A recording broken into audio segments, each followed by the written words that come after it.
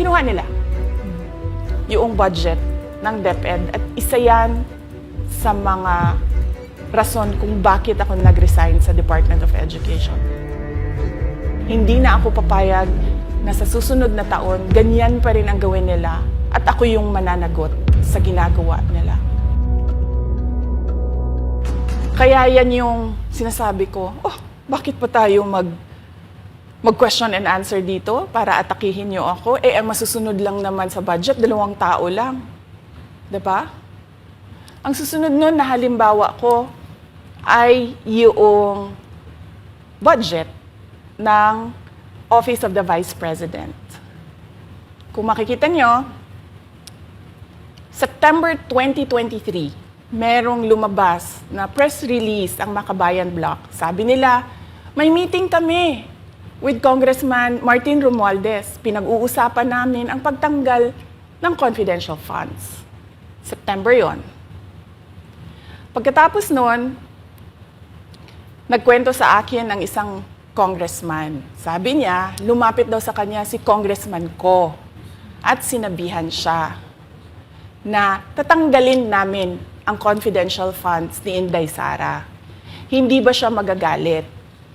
Ang sagot naman sa kanya nung kaibigan ko na congressman, alam mo, si Inday Sara, walang pakialam sa pera yan. Magtatrabaho yan kahit anong budget.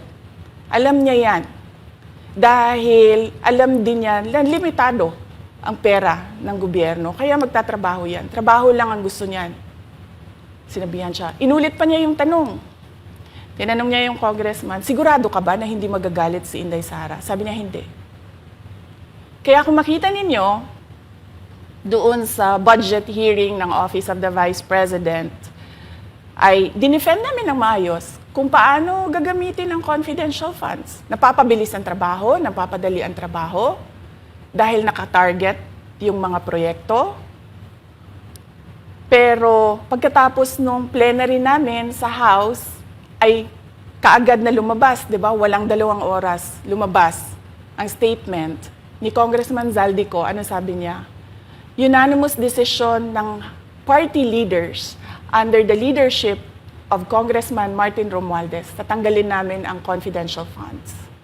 At para hindi halata na inaatake nila ako, tinanggalan din nila yung mga iba pang mga departments ng kanilang confidential funds. So nakikita nyo, bumulong ang Makabayan Bloc kay Martin Romualdez.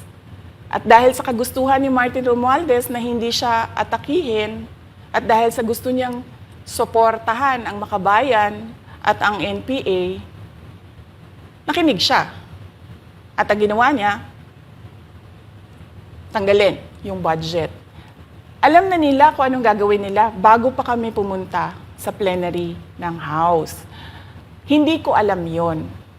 Kasi nasabihan na lang ako nung kaibigan kong congressman pagkatapos na. Nung nakita ko na nagsabi si Zaldico, tanggalin niya ang confidential funds ng Office of the Vice President. So doon ko na lang naintindihan na aatake sila gamit ang confidential funds. Dahil sumunod nun, October, ay merong dated na October na audit memorandum ang Commission on Audit. Tapos meron silang October 3 na audit memorandum ang Commission on Audit. So sunod-sunod yun, makita mo. Naglabas ng press release ang Makabayan, nag-defend kami ng budget namin, nagsalita si Zaldico, lumabas ang mga AOM ng COA, September, October. Kaya yan din yung rason. Nung nakita na namin at na-confirm namin doon sa audit memorandum ng COA na ito na yon, confirmation ng pag-atake. Kasi hindi pa kami confirm doon sa unang tanggalin namin yung confidential funds sa OVP. Ang kumpirmasyon namin, noong nagba-budget hearing sila, at doon sa budget hearing, tinatanong nila, may AOM na ba? May AOM na ba? At nakita namin lumabas na. Yun yung confirmation namin na ito yung pag-atake. Kaya nung fourth quarter ng 2023, hindi na ginamit ng Office of the Vice President at ng Department of Education ang confidential funds. Kasi sabi ko sa kanila, kahit gaanong tamang gamit natin dyan, gagawan nila ng mali yan. Bubutasin nila yan at aatakihin tayo gamit ang confidential funds. At ang patutuo nito, kung makita ninyo, noong House hearing, noong August 27, 90% ng mga tanong, confidential funds. Kahit na 2024 at 2025, wala ng confidential funds ang Office of the Vice President. So yan yung explanation ko, mahabang explanation ko, bakit pa tayo mag-question and answer? Para atakihin ninyo ako? Tapos, alam naman nating lahat, Congressman Zaldico, Congressman Martin Romualdez lang ang nagdidesisyon sa budget ng bayan. Madam Vice President, it seems that there's this great plan against you talaga to destroy you. And speaking of plan, kasi during the budget hearing po, may nagsabi kasi doon ng let's stick to our plan. And you also called that person po. Ano po, can you po share about this po? Ano ba tong plan talaga nila during this budget hearing? Oo. Doon sa budget hearing na nangyari noong August 27, nakita nyo na, meron na silang nakahandang PowerPoint presentation, meron na silang nakahandang audiovisual presentation, meron na silang nakahanda na script na binabasa, at yung isa pa nga na congresswoman na sabi niya, wala akong panahon, basta mahaba ito, hindi ko mabasa letter per letter. Pero kung makita mo, may nakahanda siya na mga sagot sa mga sinabi namin sa Commission on Audit. Legal points na sinabi namin sa Commission on Audit. Bakit napakadelikado ng ginagawa na kinukuha ang mga dokumento ng hindi tapos at hindi final na audit. So kung makita mo, ganun yun, nakahanda sila. Makikita natin na let's stick to our plan at atakihin natin ito siya. Walang kinalaman sa kanyang Office of the Vice President 2025 budget proposal, kundi lahat ay may kinalaman sa confidential funds na matagal nang may kaso, 3 pa nga ang kaso sa Supreme Court, matagal nang pinapa-audit nila at nagko-cooperate kami doon sa audit. Kaya makikita ninyo kung ulit-ulitin natin yung nangyari noong House budget hearing noong August 27. Meron silang plano na gamitin yon para siraan ako. At hindi lang sila tumitigil dyan. Kung makita ninyo, ngayon naman nasa DepEd budget sila ng pagsira ng pangalan ko. Kahit wala akong kinalaman doon sa mga observations ng Commission on Audit, sinasabi nila na kasalanan ni Inday Sara yan. At going back po dito sa budget hearing, Madam Vice President, kasi mukhang hindi talaga nagustuhan ng mga kongresista ang inyo pong naging sagot at naglabas nga po sila ng kanilang statement about pa din dito sa confidential fund. And itong si Franz Castro, nagsabi siya dito nga daw ay posibleng ito ay isang impeachable offense. Ano pang reaction niyo dito? Hindi na bago ang usapin ng pag-impeach sa akin.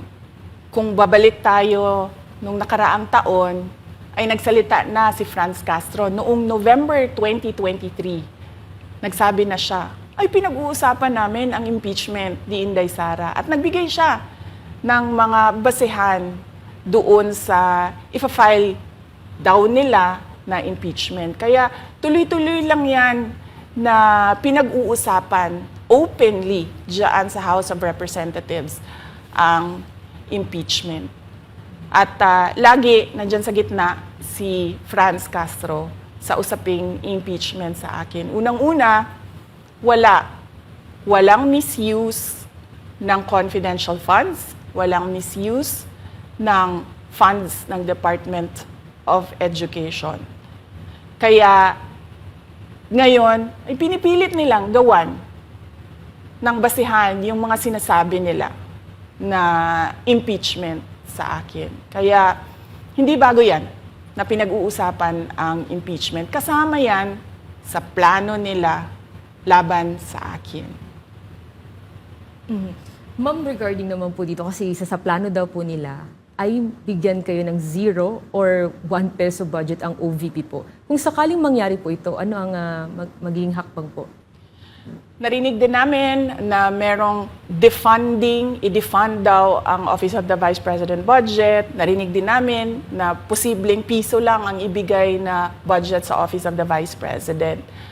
Handa ako sa Office of the Vice President na magtrabaho kahit walang budget. Maliit lang yung opisina namin, maliit lang yung operations namin, kaya kayang-kaya namin na magtrabaho kahit walang budget. Alam naman namin na kapartiyan ng pag-atake. Kaya kami, tutuloy-tuloy lang din kami sa kailangan namin gawin para sa bayan. Madam Vice President, panghuli na lang po, no? Sa kabila po ng nararanasan ninyo na pag-atake, kaliwat kanan, at ang kalagayan po ng ating bansa, ano po ang inyong mensahe sa ating mga kababayan? Unang-una mensahe ko sa ating mga kababayan, huwag silang magpadala sa ingay ng politika.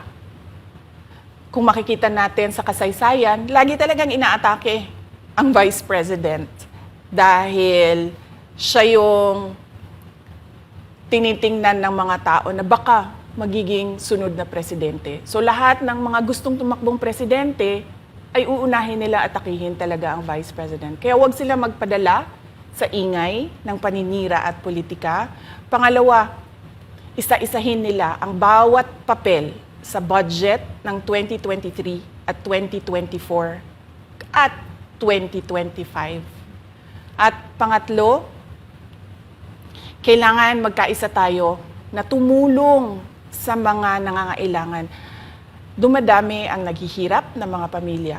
Dumadami ang nakakaranas ng gutom. Kaya kailangan tayo, kaya kami tutuloy din ang trabaho namin kahit walang budget. Dahil alam namin na yan yung pinaka-importante sa ngayon. Na matulungan yung mga kababayan natin na naghihirap at walang makain. Yan yung totoong problema ng bayan natin. Once again, ma'am, maraming salamat po sa pagkakataong pinagkaloob niyo po sa amin at nabigyang linaw po ang mga issue nga ngayon ay headlines po sa iba't ibang media. Maraming salamat po ni Madam Vice President. Thank you very much. Shukran.